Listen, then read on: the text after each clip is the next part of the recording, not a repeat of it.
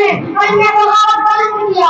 वो मुहद्दिस कबीर, इमाम जलील, रस्मे औलिया, फखरे चमन, माहिर नाजिश वतन, शाह अब्दुल अजीज इब्ने वलीउल्लाह, मुहद्दिस रहवी रहमतुल्लाह अलैह, मस्जिद दर्स पर बैठकर कुरान हदीस का दर्स देने वाले उलमाए किराम, खानकाहों में बैठकर अपने खुले जिगर से हिंदुस्तान आजाद कराने वाले मशाइख इस्लाम अपने मदरसों और खानकाहों को छोड़कर मंजिल की तरफ निकल पड़े। उन्हीं उलमाए किराम के जलाए हुए मशाइख की रोशनी में 1857 की जंग आजादी बहादुर शाह जफर की क़यादत में लड़ी गई, लेकिन ये जंग नाकाम हुई और इस नाकामी की कीमत सबसे ज्यादा मुसलमानों को चुकानी पड़ी, जिसमें तकरीबन 13 मुसलमान शहीद हुए और 52,000 उलमाए किराम मौजूद थे।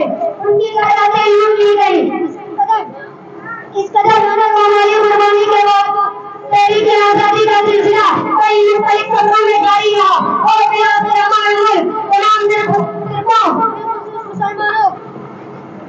मुसलमानों खासतौर से उलमाए किराम की जहद मुसलसल अंदेशिश के बाद 15 अगस्त 1947 को हमारा देश आजाद हो गया।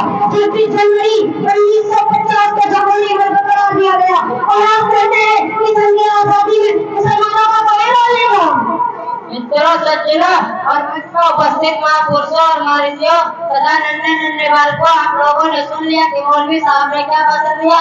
इसका अतिरिक्त कोई और सबूत है मौलवी साहब? हाँ, क्यों नहीं। इसके अलावा और भी हमारे पास बेशुमार दलीलें मौजूद हैं।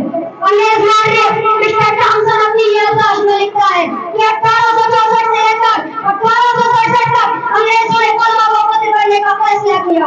ये 3 साल हिंदुस्तान की तारीख के अलमुनाक साल हैं। इन 3 सालों में 14,000 उलमाए किराम को तख्ते-ए-ताश पर लटका दिया गया।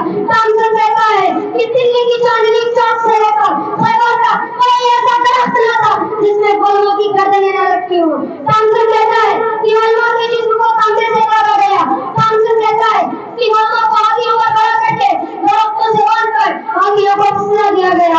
थॉमसन कहता है कि लाहौर की शाही मस्जिद, जिसके शहर में अंग्रेजों ने फांसी का फंदा बना रखा था, जिसमें एक दिन में 80 उलमा को फांसी दी जाती थी। थॉमसन कहता है लाहौर की बड़ी मौलवी, जिसमें एक दिन में 80 उलमा को गोलियों में भरकर ऊपर से गोलियों का निशाना बना दिया गया। थॉमसन कहता है कि दिल्ली में जब मैं अपने टीमे में गया तो उनके मुद्दाओं की बदबू महसूस हुई। टीमे के पीछे गया तो क्या देखता हूँ आपके अंदर देख रहे हैं जब उलमा के कपड़े उतार कर उनको उस पर लिटा दिया गया है।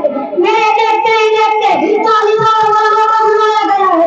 उनके कपड़े मेरे सामने उतारे गए और मौलवियों, जिस तरह इनको पका दिया गया है इसी तरह तुमको पका दिया जाएगा।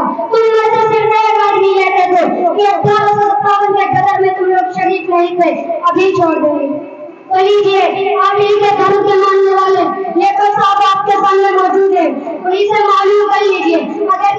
अगर मैं किसी अपने धर्म के मानने वाले को हाजिर करूंगा तो आप कहेंगे ये तो आपके धर्म का मानने वाला है, ये आपकी तरफदारी नहीं करेगा तो क्या करेगा?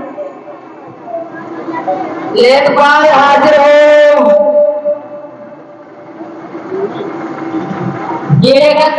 आप इसके बारे में कुछ ज्ञान रखते हैं? हाँ बाबा जी, हमें बहुत कुछ मालूम है। देश की आजादी में मुसलमानों का क्या रोल रहा है। एक नहीं कई किताबें इसके बारे में लिखी है। शहीद बहादुर सुल्तान, टीपू सुल्तान, सिराजुद्दौला, मौलाना अब्दुल कलाम आजाद, मौलाना सैयद हुसैन अहमद मदनी, शेखुल हिंद, रोटी के मुजाहिद थे। इसके अलावा और भी मुसलमान इस देश के लिए अपने पूरे मुल्क को पेश कर दिया है। उनके जिक्र के बगैर इतिहास अधूरा है। इन तमाम बातों पर गौर करने से पता चला है कि जंग आजादी में मुसलमानों का अहम रोल रहा है।